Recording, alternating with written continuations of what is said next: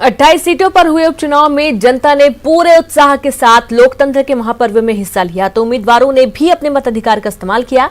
दिग्गजों ने भी वोट डाले और अपने अपने दल की जीत के दावे भी किए।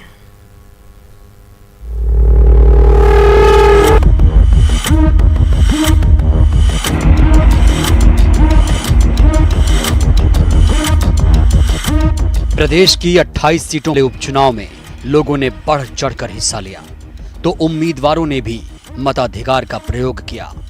प्रभुराम चौधरी, प्रद्युम्न सिंह तोमर, बिसाहूलाल सिंह, एंजल सिंह कंसाना और इमरती देवी कांग्रेस बीजेपी प्रत्याशियों ने वोटिंग की। वहीं दिग्गज भी वोट देने के लिए पहुंचे। बीजेपी सांसद ज्योतिरादित्य सिंधिया ने ग्वालियर में वोट डाला। उन्होंने कहा कि बीजेपी का कार्यकर्ता होने के नाते वोट डालकर गर्व हो रहा है। तो केंद्रीय मंत्री नरेंद्र सिंह तोमर ने भी अपने परिवार के साथ वोटिंग की। तो दतिया के भांडेर में प्रदेश के गृह मंत्री नरोत्तम मिश्रा ने वोटिंग की। मुझे विश्वास है कि एक ऐतिहासिक कार्यकाल इस सरकार का होगा।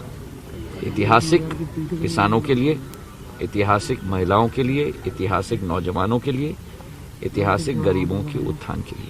कांग्रेस जब मशीनों में गड़बड़ी कहे और प्रशासन का दुरुपयोग कहे तो हम समझ लो भाजपा जीत रही।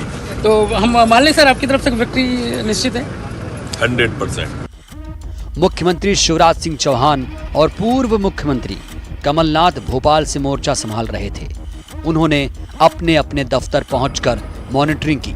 इसके पहले दोनों ने भगवान की शरण में पहुंचकर जीत के लिए प्रार्थना की। जहां शिवराज ने 28 सीटों पर जीत का दावा किया, वहीं कमलनाथ ने कहा प्रदेश की जनता सीधी है लेकिन मूर्ख नहीं है। झूठे वादों का परिणाम 10 तारीख को देखने को मिल जाएगा। परिणाम तो अपने आप में प्रकट है। जनता का प्यार और आशीर्वाद भारतीय जनता पार्टी के साथ है, क्योंकि कमलनाथ जी की सरकार ने प्रदेश को तबाह कर दिया था। 1.25 साल में विकास ठप्प कर दिए थे। दिल को बहलाने को गालिब ख्याल अच्छा है। भारतीय जनता पार्टी की सरकार है और ताकत से बनी रहेगी। कांग्रेस पर तो सभी आरोप लगाएंगे। जब कोई चुनाव केवल हारता ही नहीं है पर पिटता है तो पुलिस, प्रशासन, शराब, पैसे वही बचते हैं और इसका पूरा उपयोग भारतीय जनता पार्टी कर रही है। इस बार दिवाली मंगलवार किसका होगा? मध्य प्रदेश की जनता की दिवाली होगी। अब 10 तारीख को साफ हो जाएगा कि शिवराज सरकार बरकरार रहेगी, ग्वालियर चंबल में सिंधिया की साख बचेगी या फिर कमलनाथ की वापसी होगी। इंतजार कीजिए। Bureau report, news 18।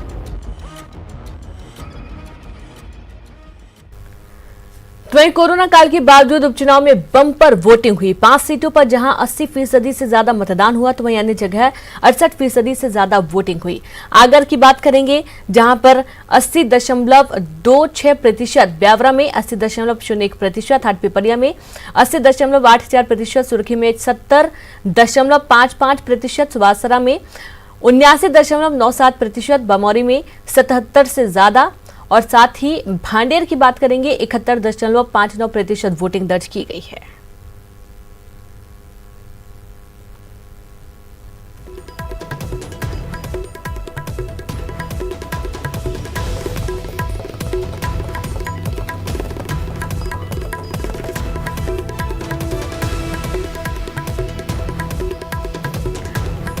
तो उपचुनाव में बम्पर वोटिंग हुई है और लगभग 70% और 80% से ज्यादा प्रमुख सीटों पर वोटिंग हुई है।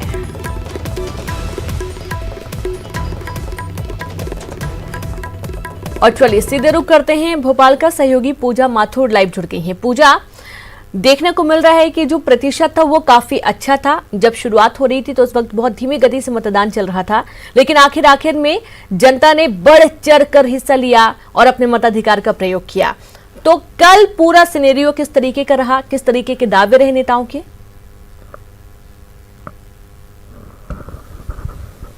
बिल्कुल रेणु, देखिए जिस तरीके से कोरोना संकट काल के बीच ये मतदान हुआ है, दोनों पार्टियों और साथ ही साथ चुनाव आयोग को ये उम्मीद थी कि हो सकता है कि मतदान का जो प्रतिशत है वो पिछली बार की तुलना में काफी कम रहे और लोग अपने घर के बाहर नहीं निकले। लेकिन लोकतंत्र का महापर्व था और इस पर्व को लोगों ने उत्साह के साथ मनाया, घर के बाहर निकले, उत्साहपूर्वक उन्होंने वोटिंग भी की और यही वजह रही कि इस बार मध्य प्रदेश में बम्पर वोटिंग हुई है, जिसकी उम्मीद लोगों ने नहीं की थी।